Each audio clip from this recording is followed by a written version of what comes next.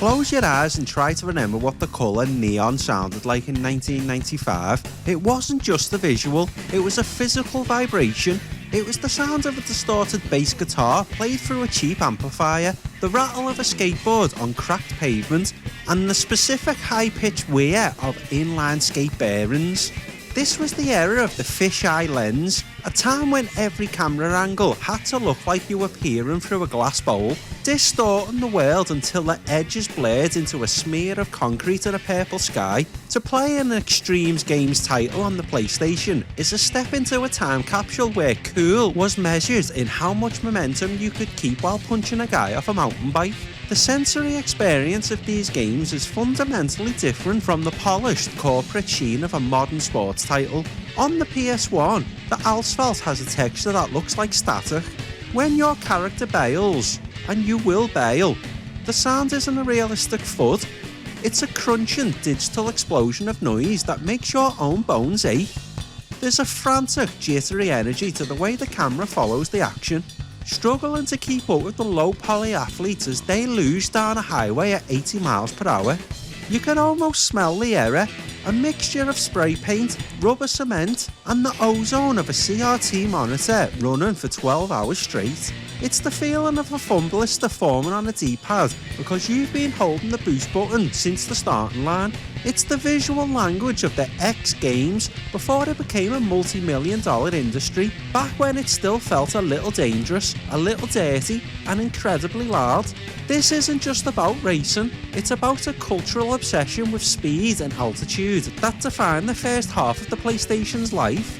As the punk rock soundtrack kicks in, compressed until it sounds like it's being played through a telephone, the PS1 isn't just a console anymore, it's a ticket to a world where gravity is a suggestion, the physics are questionable, and the only thing that matters is crossing the finish line before the game over screen reminds you that you have school in the morning.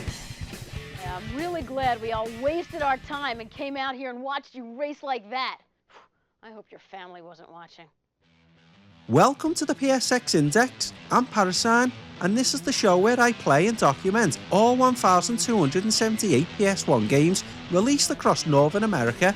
This episode is Index entry 52, 53 and 54. We are taking a bit of a breather today with a bridge episode. While the Index usually moves game by game, sometimes we hit a series that is so tightly bound to its own era that it makes more sense to view the entire arc in one go.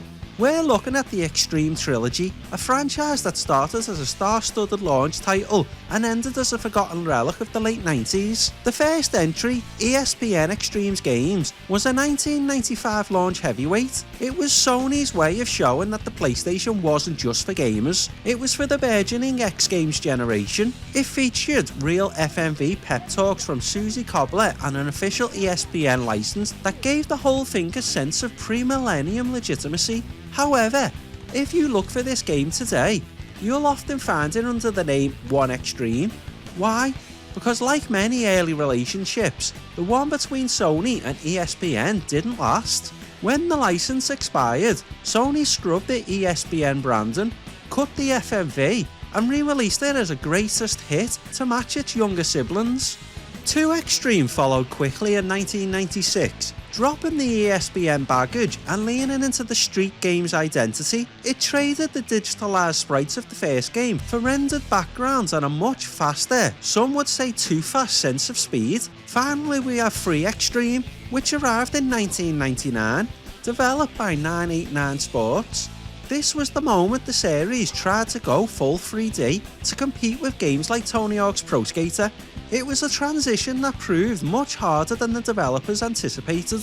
By looking at these three games together, we're looking at the rise and fall of Sony's first major sports experiment. We're going from a game that felt like an interactive broadcast to a series that eventually lost its way in the polygonal woods. It's a story of how a franchise can go from being the best-selling launch title on the system to a game that today's critics rarely ever mention.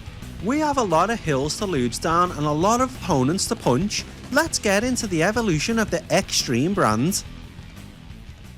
Burgers at extra vorsichtig! PlayStation's Xtreme Games ist jetzt zu haben! Lasst euch nicht davon anstecken! Now! To understand the jump between the first two entries, you have to look at how the PlayStation was actually drawing its athletes. In 1Xtreme or ESPN Xtreme games, we are looking at a game caught between generations. The characters aren't 3D models. If you were watching Alien Trilogy last week, you would see that early PlayStation games were using high-resolution digitalized sprites, essentially flat photos of real people in various states of movement. This gives the game a strange, uncanny valley aesthetic. When you punch an opponent while racing down an Italian hillside on a street luge, they don't rag roll, they simply flip to a different frame of animation. It feels less like a modern sports game and more like a high-speed version of Mortal Kombat on wheels. The physics are remarkably stiff. The ground is a flat plane that moves beneath you at a blistering pace, and hitting an obstacle feels like running into a brick wall made of pure math. There is zero forgiveness.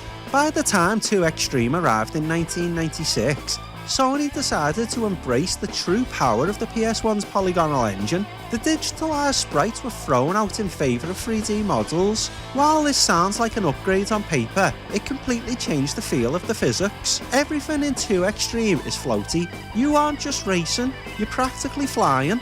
The jump heights are exaggerated, and the sense of gravity feels like it's been turned down to about 70%. It moved the series away from the broadcast realism of ESPN era and into the realm of the arcade combat racer. The friction, or lack thereof, in 2Xtreme is where the series started to find its junk food identity. The tracks become wider, the shortcuts became more ridiculous, and the combat was amplified. You weren't just nudging people, you were performing flying kicks while on inline skates. However, this came at a cost to the technical stability. The pop-in 2Xtreme is legendary. Because the game is trying to render more 3D geometry than the first entry, you'll often see entire buildings and mountains materialise out of the grey fog just seconds before you hit them. It's a frantic, jittery experience that perfectly encapsulates the growing pains of early 3D. Despite the technical wobbles, there is a core mechanical satisfaction in these two games that is surprisingly resilient. They share a rhythm that relies on a drafting mechanic, staying behind an opponent to gain speed before slingshotting past them. In 1Xtreme, this felt tactical. In 2Xtreme, it felt like a nitro boost from an action movie. This transition from simulation to spectacle is the defining characteristics of the series' peak. You are no longer just an athlete, you were a low-poly chaos agent on a skateboard.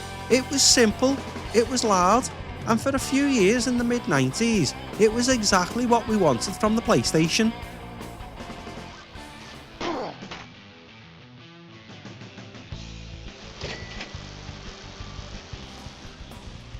By 1999, the Xtreme brand was facing a midlife crisis.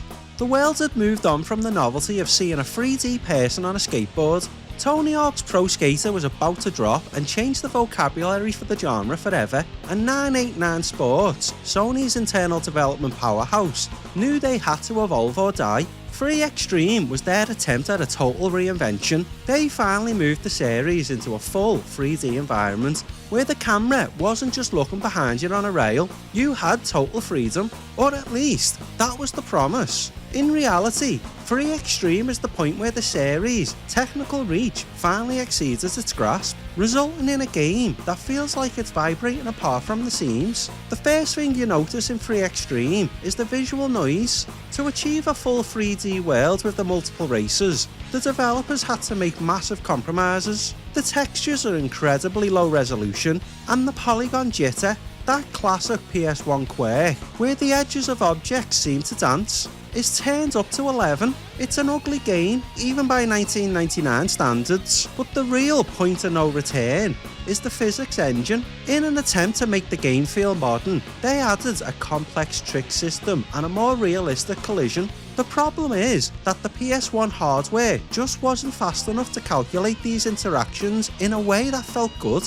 In 1Xtreme and 2Xtreme, hitting a wall was a simple binary: you stopped or you crashed. In 3Xtreme, hitting a wall results in a confused mess of geometry. You'll clip into the environment, bounce off invisible hitboxes, and often find yourself stuck in a reset loop. The floatiness of the second game was replaced with a bizarre, heavy physics model that makes the characters feel like they're made of lead until they hit a ramp, at which point they soar into the air with no sense of weight. It's a disconnected experience. You feel like you're fighting the game's code more than you are fighting the other racers.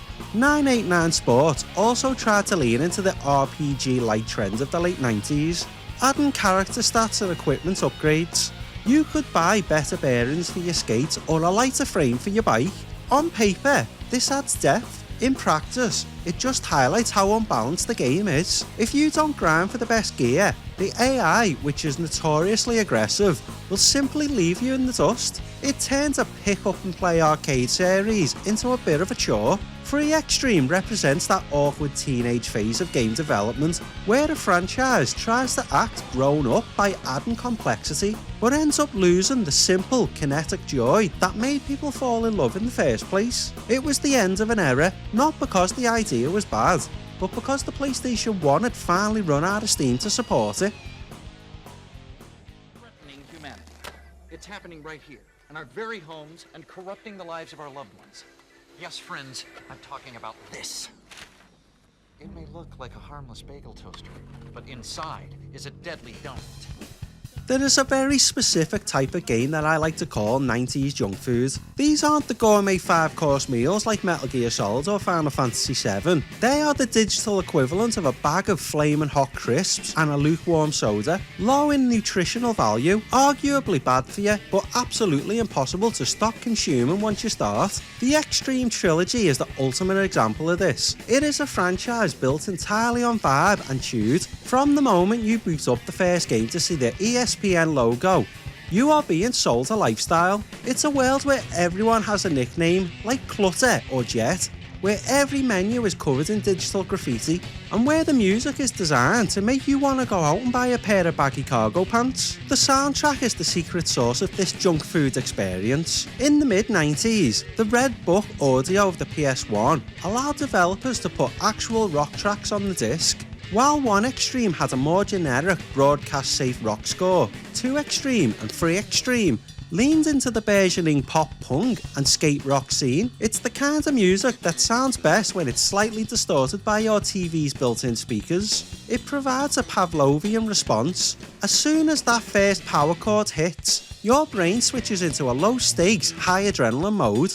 You aren't thinking about the deep lore or complex mechanics. You're just trying to time your jump so you can kick a guy off a mountain bike while a bassist yells about nothing in particular. There's also something incredibly charming about the aggressive marketing baked into the game's DNA. The character bios are a masterclass in 90s cringe. They aren't just athletes, they are the rebels who don't play by the rules. The artificial edge is what makes the series such a perfect time capsule. It captures a moment in time where extreme was a buzzword that could be slapped onto anything, from breakfast cereal to deodorant, to make it feel relevant to the youth. Playing these games now feels like looking at a yearbook photo of yourself, where you're wearing a backwards cap and trying way too hard to look cool. It's embarrassing, yeah, but it's also undeniably authentic to the era. This junk food quality is why the Xtreme series has such high guilty pleasure status. You know the physics are broken, you know the graphics are a mess of shimmering pixels, and you know the attitude is dated. And yeah, there is a core loop of race, punch, upgrade, repeat that is fundamentally satisfying. It's the kind of game you play when you want to turn your brain off and just exist in a space where the only goal is to go fast and be a nuisance. It's a reminder that not every game in the 1278 game index needs to be a masterpiece to be memorable. Sometimes being a loud, messy, and unapologetic product of your time is more than enough to earn a spot on the shelf. Have you ever raced one of those before? This one was over before you even crossed the starting line. So where does the Xtreme trilogy sit on the grand pantheon of the PS1? If we're being honest, it's a series that peaked early. 1Xtreme, or ESPN Extreme Games, remains the most cohesive experience, a technical showcase for 1995 that, despite the flat sprites, feels the most solid to play. 2Xtreme is the fun, messy middle child that perfected the arcade chaos, and 3Xtreme is the ambitious failure that tried to grow up too fast and tripped over its own feet. Together, They represent a 4-year window where Sony was trying to figure out what cool looked like in 3 dimensions. They aren't good games by modern standards, but they are essential games for understanding the PlayStation's identity. They were the bridge between the arcade port era and the lifestyle brand era, paving the way for the extreme sports boom that would eventually be dominated by a certain Mr. Tony Hawk.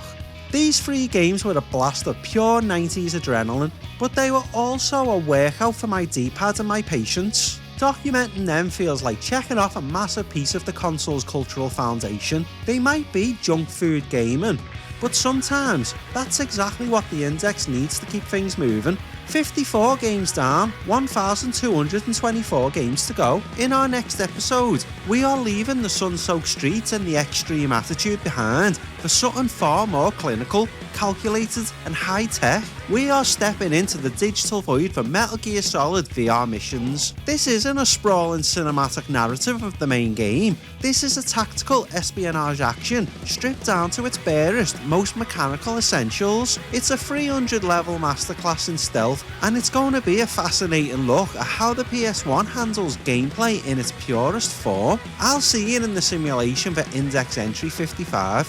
Hopefully age won't slow me down one bit. Let me tell you something. That tortoise and the hare thing doesn't work around here. If you were going any slower, you'd be going backwards.